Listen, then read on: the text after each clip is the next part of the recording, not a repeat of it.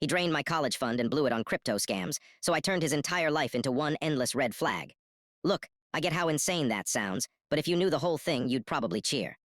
Derek was that guy you meet in college and somehow never fully shake. Mid-20s, always in the same black hoodie with a fake Supreme logo, hair greasy and pushed back like he was auditioning for a low-budget Wolf of Wall Street reboot. He smelled like Monster Energy and broken promises. Constantly hyping the next guaranteed play, dropshipping, NFTs, Forex signals, whatever was trending that week. He'd flash rented Lambo pics on Instagram and talk about generational wealth like it was already in the bank. We'd been roommates freshman year, then stayed loosely connected because he could be weirdly charismatic when he needed something.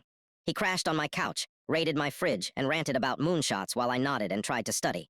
I was dumb enough to trust him. Last spring, I had almost $18,000 saved, every paycheck from my campus job, every extra gig, every skipped coffee. It was for my final year of tuition. Derek knew the number because he'd glanced at my banking app once when I was paying rent. One night he's pacing the living room, wired, saying this new coin is about to explode and I'd be stupid not to jump in. I told him no thanks. He laughed, called me a pussy, and went to bed. I woke up to zero balance. Zelle transfer to his business account at 3:17 a.m., then funneled straight into a crypto wallet. He'd used my phone while I was asleep. He knew my PIN because I'd typed it in front of him before. When I finally got him on the phone, he just shrugged through the speaker. It's an investment, bro. It'll 10x, relax.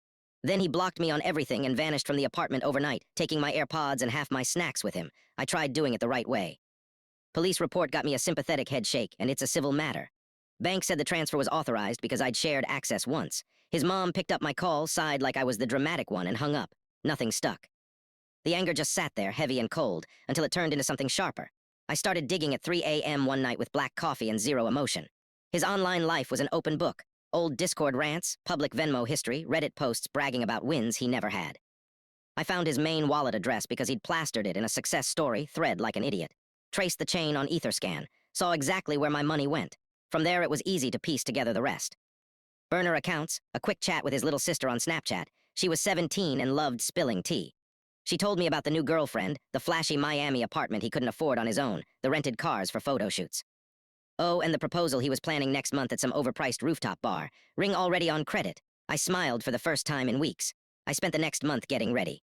Fake scam alert graphics, a lookalike domain for his fake investment page, spoofed text templates, even a couple voice clips that sounded close enough to a bank alert.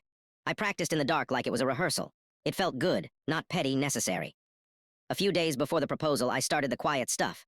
Sent phishing links disguised as wallet recovery warnings to his contacts. A handful fell for it, sent tiny fees to my burner. Pocket change, but it rattled him. Then came the night he'd picked for the big moment. Rooftop bar, fairy lights, champagne chilling. I'd slipped the waiter $200